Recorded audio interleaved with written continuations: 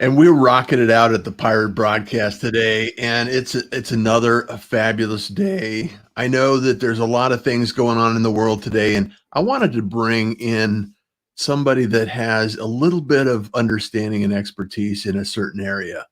And Seth is one of these individuals that has a lot of knowledge, speaks on a lot of topics in different conferences, is an authority in many areas, including humor, conversation, and just being an awesome individual.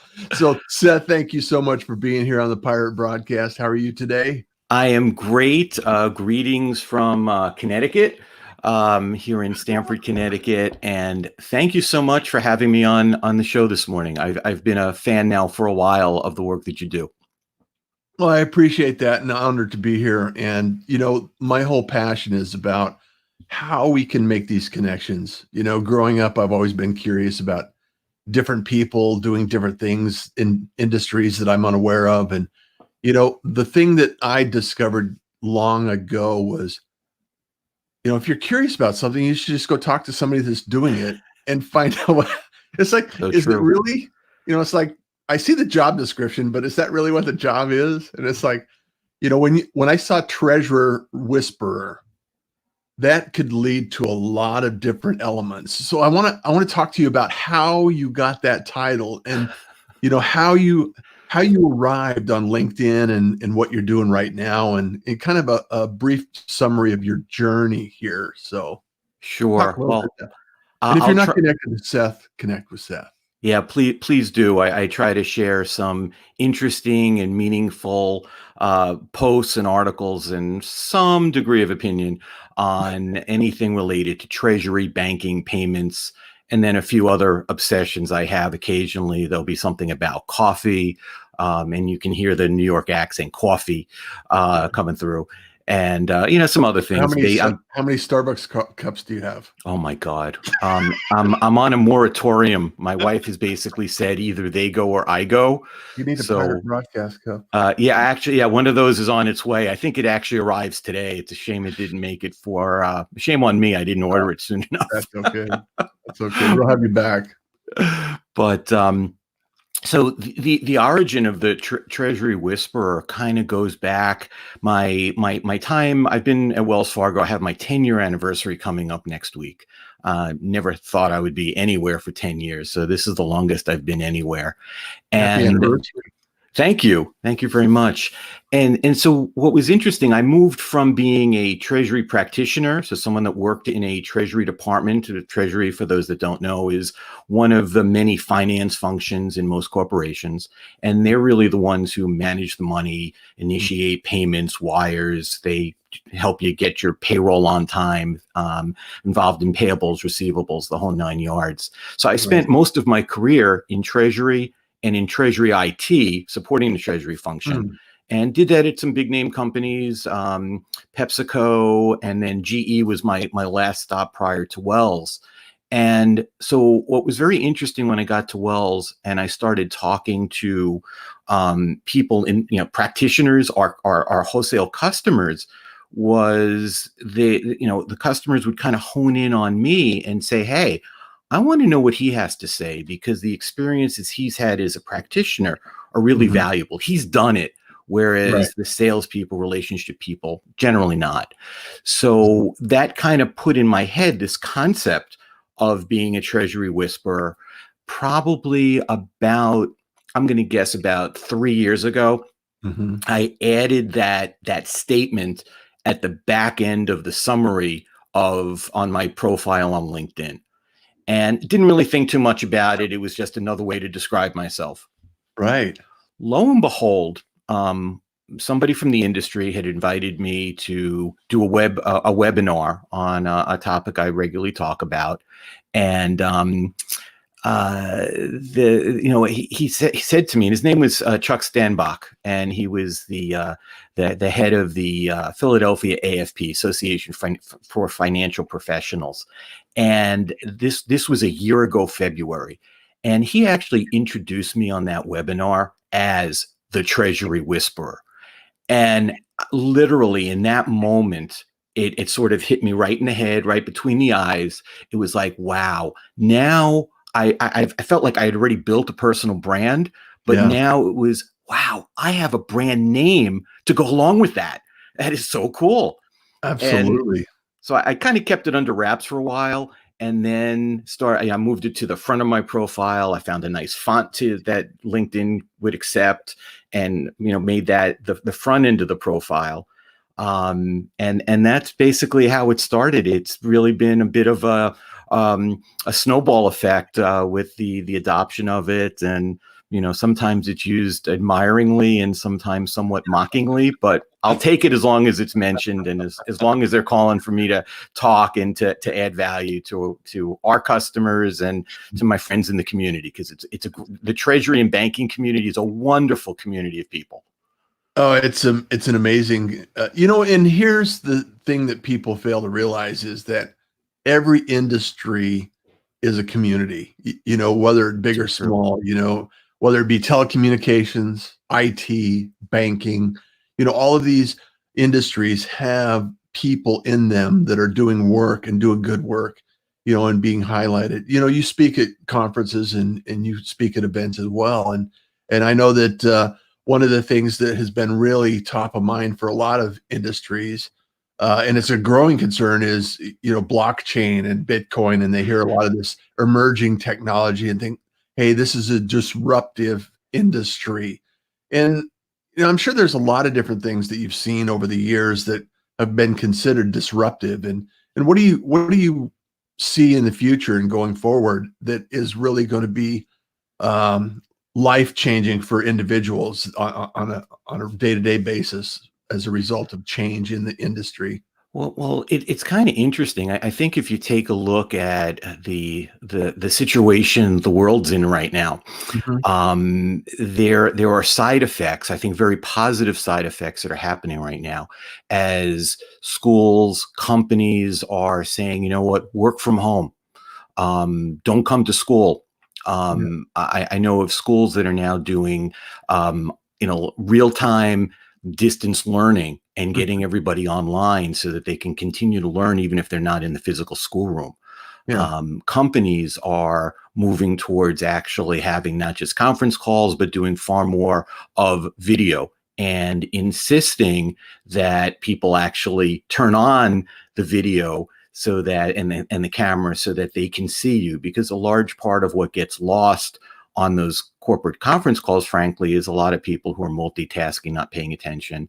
Can you yeah. repeat that question, please? I was on mute, and no, you weren't. You weren't paying attention, because we know you were looking at email and various other things. So, I think this may be a very interesting tipping point that really, moves us to the next generation of how people interact on a very regular basis. I'm actually really excited about that, because Yeah. I think clearly video and doing this live adds a whole different dimension to how we communicate and connect with each other. Well, and you're spot on. And I, a number of years ago, this was really challenging, to get online, and a lot of infrastructure had to be in place in order to accomplish this goal in conference calling. And now it's, there's so many platforms, and the reason why I do this video and I do it live is, to illustrate and share what is possible. And you have an opportunity right now to have your own show, do your own thing. Warren here, I and I want to say hi to Gabriel. Gabriel's here. Good morning. Thank you so much. Warren is here. Warren is in Houston, a good friend of mine, and every industry is a community. He's in the oil and gas industry and the insurance industry, and some of these industries, that we need to have in place in order to function as a society. And banking is the same way. And so live video is a way to augment our extension, because geography is no longer the concern, right? We So don't true. necessarily have to be in a central location to do business. We can do business anywhere around the world that has a viable connection.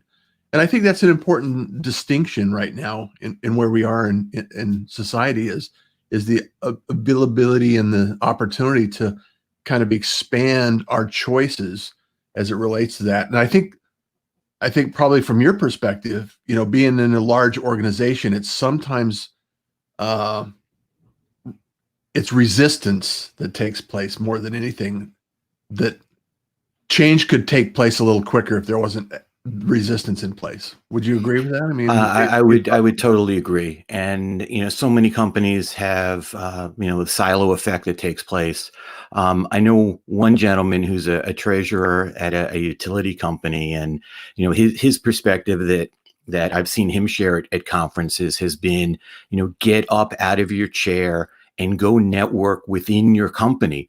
If you're in treasury, go talk to the people in accounting, go talk to the people in the tax department, go talk to the customer service people, particularly if they're in the same physical location as you.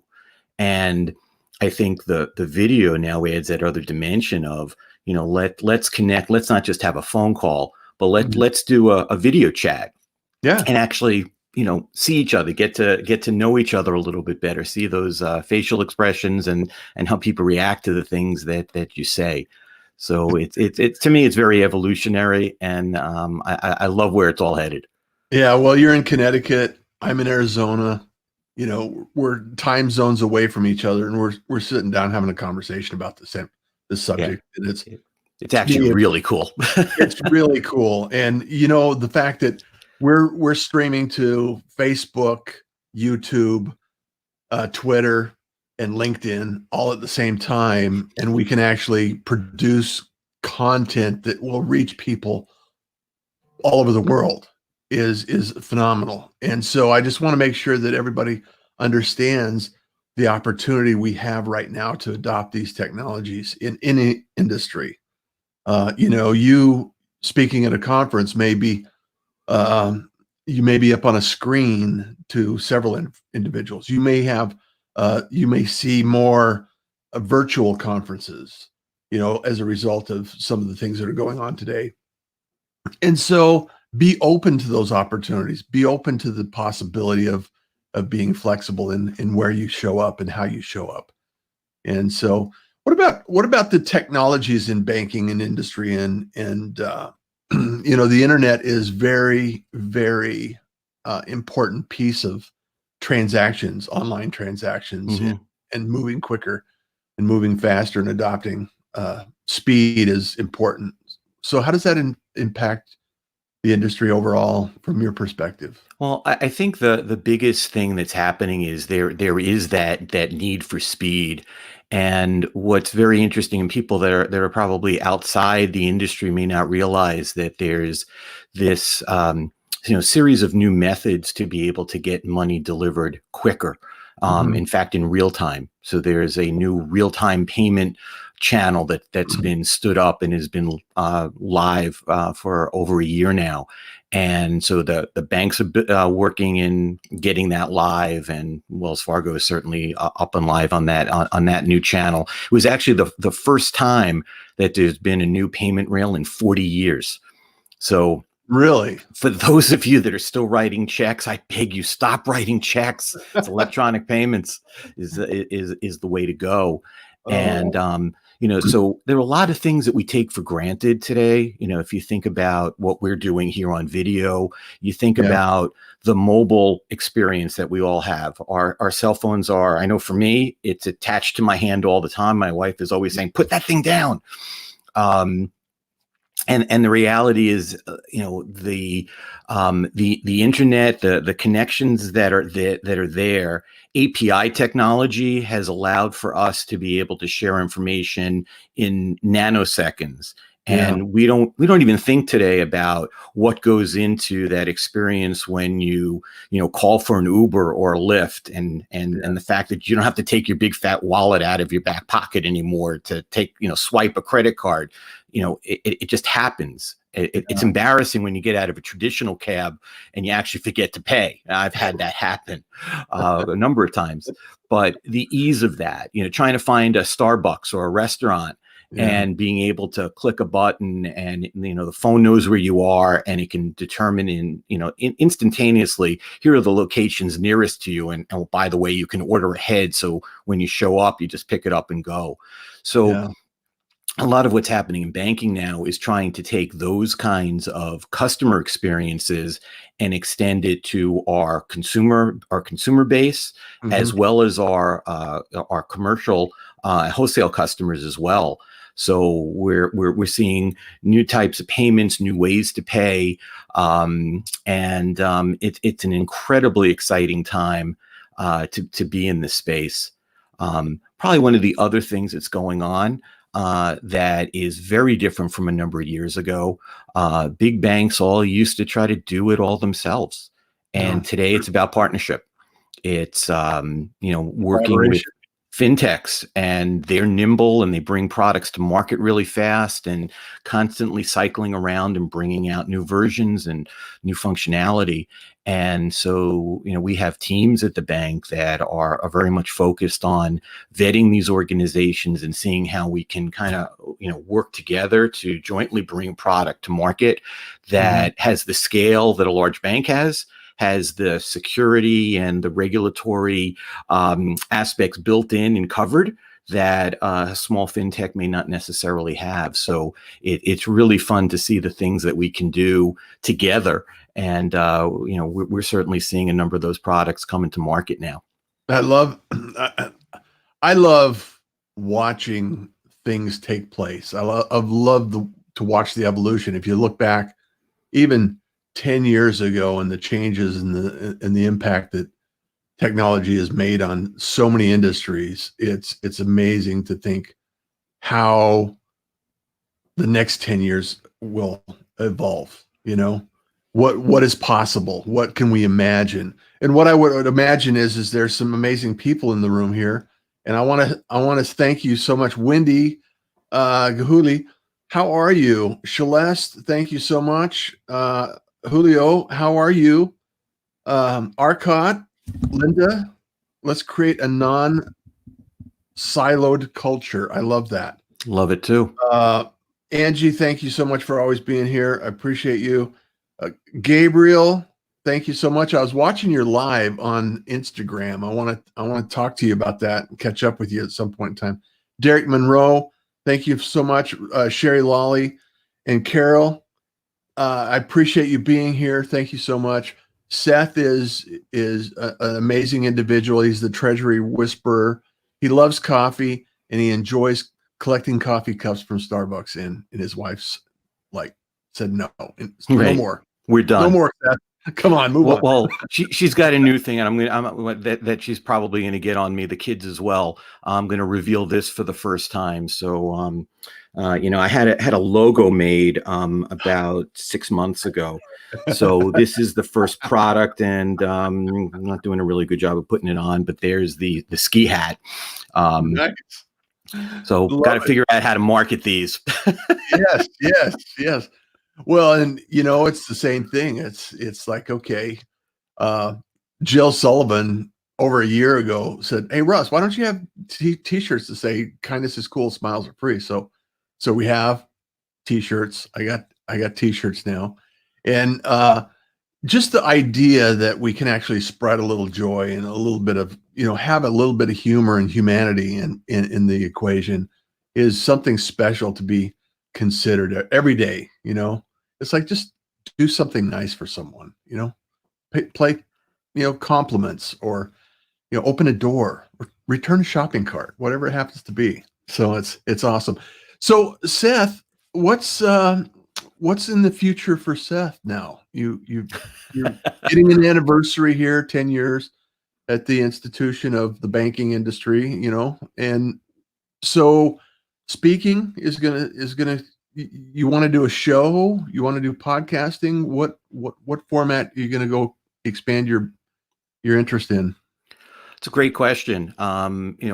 Internally, the group that I'm a part of, which we call the Strategic Advisory Group, we've been asked this year as part of our objectives to roll out a series of internal podcasts. So we've already started that process, which I'm really, really excited about.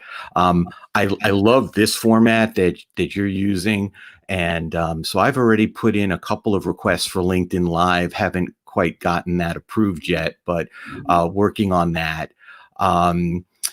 So I've got a variety of speaking engagements that are on behalf of the bank, and I'm generally on the East Coast, but kind of across the country a little bit here and there. But some of the other things I'm working on, I actually collaborating with someone who I think you'll be familiar with, also is pretty popular on the LinkedIn platform, Beth Granger. She and I we've actually put a proposal together for what's called the New York Cash Exchange, which is a treasury and banking conference. I'm part of the board of directors of the organization that puts that together. And so Beth and I are going to do a LinkedIn local event as a session at the conference. And we're bringing on a couple of other folks who are fantabulous about networking and connections. Gentleman by the name of Kevin Olson, who also has a brand. He's the payments professor. And Nicole Meyer, who is a former banker who's been in the recruiting business, who also often talks about networking and personal branding. And it's going to be a super session. So those are some of the things in the short term. Longer term, I mean, I have to say, as I'm approaching 10 years here with Wells, I have loved the culture. I've loved the organization. And, I hope the run continues. Yeah. Well, it's so fascinating that you're talking about putting a LinkedIn event within a conference, it's completely possible. I was talking with Kenyatta Turner yesterday, and she's going to be heading to Atlanta. She's probably already on her way. Actually, she is. And we were talking about doing like LinkedIn pop-ups, like a small, just random locations, just do, random connections. And it's almost like Shelley does with her LinkedIn lattes, and it's one of those things that you don't have to make it a big deal. It doesn't have to be major production. You just meet people, have conversations that are real, and just understand who people are and what they're doing. And I've always believed, Seth, that you can actually, if you have a conversation long enough, there's a thread that's a connection. It's like we both love coffee. You're wearing a ski cap. You might even like snow since you're in Connecticut. It's like, there's things that we have in common as individuals that we can always find a connection if we have a conversation long enough. It's so true. I had an interesting conversation a few weeks ago. I was at a conference in Las Vegas, and I was talking to a gentleman from the company who was sponsoring this event. And he was telling me he had just moved from New York to San Diego, where the company is headquartered. And so, of course, I said, "Oh, well, I'm originally from New York. Where were you?" He's like, "Queens." I was like, "Oh, I grew up in Queens. What part?" He's like, "Oh, I was living in Forest Hills." I was like, "Oh, I grew up in Forest Hills." And then I was like, "So where were you living?" And he says, "Well, it's kind of an odd address for there. It's 7272." And mentioned this. I was like, "That's the building I grew up in." I mean, you can't make this stuff up. It really happens. It's so fascinating to me. I mean, how many times have you been traveling or something and ran into somebody at a random airport? All the time. All the time. And you think about, okay, how does that happen? One flight earlier or later would not allow it to happen. And these things are just elements in life that we should be in awe about, and we seldom think about it for 2 seconds and just say, "Hey, I ran into," but we're all connected at some level. It's like we're all, seeing the same sunshine, breathing the same air. And so just a little bit of kindness, a little bit of gratitude in our day makes a huge difference in how we travel through life. And Absolutely true. I just love the fact that we can actually connect here, talk about banking, talk about, any kind of platform that we want in the industry, money, instant transfers. And it's just fascinating to me to think, okay, what else is going to come down the pipe? What other changes are taking place? It's happening all around us. I've been telling my kids for years, wait for the day when we have autonomous vehicles, because the streets are going to look different. You're not going to necessarily need street signs when all the cars are autonomous. Yeah. Are people really still going to need to have garages? I foresee a time where there are going to be a tremendous amount of conversions of garages into living space, because what else are you Mhm. going to do with it? You're probably not going to own a vehicle. Yeah. So the world's going to be a very different place in 5 years, 10 years, and certainly beyond. Yeah. Maybe beyond recognition. Well, yeah, and I don't think people think about it on a daily basis. However, it's already taken place around us. Yeah. If you could just like Uber, it's an extension of Uber. It's like, okay, just okay, I need to go to the grocery store, and then all of a sudden you punch it in, or your groceries are delivered, or some combination of all of that. And so you just order a car up and you just go. You don't have to own a car. You don't have to do anything. It's just right there. I mean, and that excites me because I don't necessarily want to own a car. It's like I like cars. I like cars a lot. It's just day-to-day basis. It would be nice to not have to worry about it, not be concerned with it. So Yeah, I'm sure there's some people when the day comes that the government says, well, you're not allowed to own a car any yeah, that's longer, a not different allowed to drive. conversation. Americans are going to go kicking and screaming on that one. Absolutely, absolutely. Well, and there's a difference between accepting what is and being told that that's the way it is. Right. Slightly different message. So, and I just want to go back. I thank you so much, Sherry Lolly, Celeste, Wendy, all of the individuals that show up here today, and Seth. Thank you so much. I'm just humbled by the fact that we can have this conversation, and I look forward to many more conversations in future. And Absolutely. as you develop these platforms and these things that you're looking at, whether it be a speaking engagement remotely, or you're thinking about transactions for larger companies or corporations, it's nice to know that you actually have a community already right around you. LinkedIn, some of these people that you know already and your connections, you can reach out and talk to people. And people, I've talked to so many people that just for no reason all other than have a great conversation, and this is an extension of that. And so, uh, you know, I'm also, if you want to get in the comments a little bit more, I know LinkedIn is a little challenging for comments. You can connect on Facebook. I have a pirate broadcast group now, and now that you're a pirate, I have a private group and a page, so we can actually interact after the conversations, that take place. And Awesome. also, I want to remind everybody that I have some webinars, workshops coming up tonight. I'm going to be doing a webinar on connecting and using video for relationship building, and so that's an opportunity that I'd love to have you join in. And there's no cost. I'm just sharing this out. I'm putting some things together for people that want to learn more about what I'm doing. And also, we got a fabulous week coming up. I've been booking a lot of amazing guests like Seth. And so if you could join in, sign up, get involved and engaged in the community, it would be fantastic. So, Seth, thank you so much for being here. So parting wisdom. I know there's some parting wisdom that you want to drop, some knowledge bombs here. So Yeah, I think the biggest thing I've learned over the last couple of years is dare to dream. mm, You dream it, it doesn't have to happen tomorrow or the day after, but if you dream it, you can certainly line things up and make it happen. And I think a lot of people, particularly in the corporate world, kind of shy away from that. Don't. mhm. You can do some really amazing things, but dream it first and then make it happen.